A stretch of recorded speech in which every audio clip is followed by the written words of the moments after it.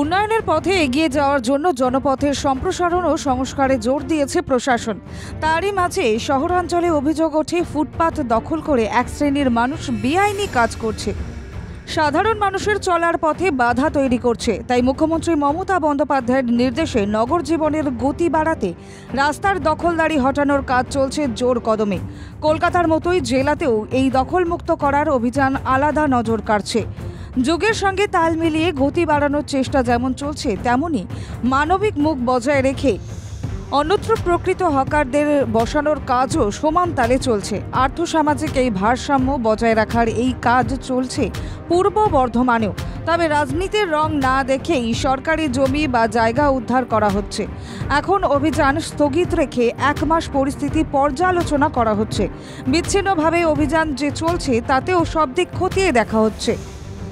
সব মহলের রুটি রুজির বিন্যাস ঠিক রাখার কাজ চলবে বলে তৃণমূল কংগ্রেস নেতৃবৃন্দ জানিয়েছেন।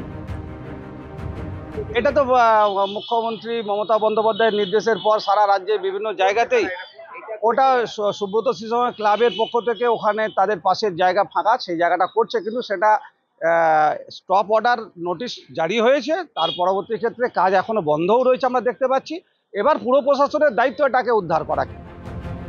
সরকারি জায়গা যদি তৃণমূল কংগ্রেসের কোনো নেতা দখল করে থাকেন তাহলে তাকেও রেয়াত করা হবে না। আইনের ঊর্ধ্বে একেবারেই কেউ নয়। জনস্বার্থে সবার উন্নয়ন আর কর্মসংস্থানের এই বিকল্প ভাবনা কার্যকর করতেই প্রশাসন সব সম্ভাবনাই দেখে নিতে চাইছে। প্রকৃত হকাররা বর্ধমান শহরে নিয়ম মেনে ব্যবসা করলে কোনো সমস্যা হবে না। তবে অবৈধভাবে যদি কেউ জায়গা দখলের চেষ্টা করে তাতে আইনি পথে এই সমস্যার সুরাহা করা হবে বলে পুরকর্তারা জানিয়েছেন। স্থানীয়রা বলছেন, বর্ধমান শহরে কিছু মানুষ না বুঝেই বাড়ি করে। এখন প্রশাসন যেটা ভালো মনে করবে সেটাই করবে। তখন তো ফুটপাতের কথা হয়নি যে উচ্ছেদ করা হবে, তারপর বাড়ি হয়ে যাওয়ার পর ফুটপাত উচ্ছেদ কনফার্ম বলতে পারবো না। তবে এখন সবাই তো পার্টি করছে, এখন থাকতে পারে। তাই সবার স্বস্তির কথা ভেবে পুর প্রশাসন সব পক্ষের সঙ্গে আলোচনার ভিত্তিতেই সুষ্ঠু ব্যবস্থা গ্রহণ করতে তৈরি হচ্ছে। পিন্টু প্যাটেলের রিপোর্ট, বাংলা জাগো।